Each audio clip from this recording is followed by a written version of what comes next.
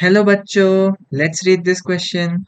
In a woody dicotyledonous tree, which of the following parts will mainly consist of primary tissues?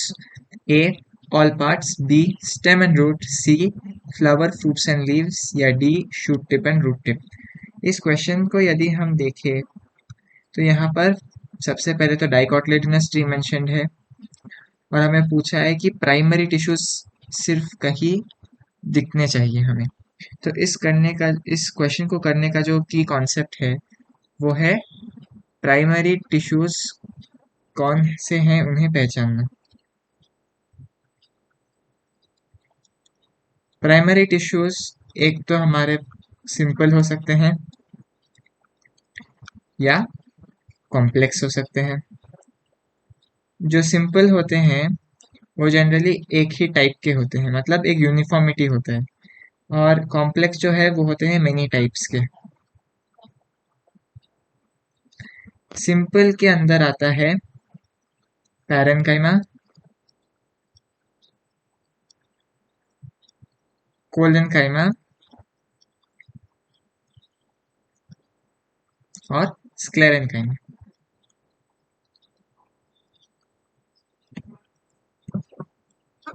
Sclerenchyma और complex के अंदर आता है आपका जाइलम और फ्लोएम। यदि हम क्वेश्चन को देखें ठीक से, हमें पूछा गया है कि ऐसे एक वुडी डाइकोटिलेडोनस ट्री में ऐसे कौन से पार्ट्स है जहां सिर्फ प्राइमरी टिश्यू दिखता है। तो वो हमें क्या पूछने की कोशिश कर रहे हैं, वो एक्चुअली हमें पूछ रहे हैं कि parts which don't show secondary growth. इस क्वेश्चन का सीधा सीधा मतलब ये है कि वो हमें उन पार्ट्स का नाम पूछ रहा है जो सेकेंडरी ग्रोथ नहीं दिखाता। तो यहाँ पर एक वुडी डाइकोटिलेडोनस ट्री बोला है, तो जो सेकेंडरी ग्रोथ दिखाते हैं वो होते हैं आपके स्टेम, रूट, ऐसी चीजें। और जो नहीं दिखाते वो होते हैं आपके फ्लावर्स, लीव्स, आपके फ्रूट्स। ऐसे जो पार्ट्स है वो सेकेंडरी ग्रोथ नहीं दिखा सकते। तो चलिए ऑप्शंस देखते हैं।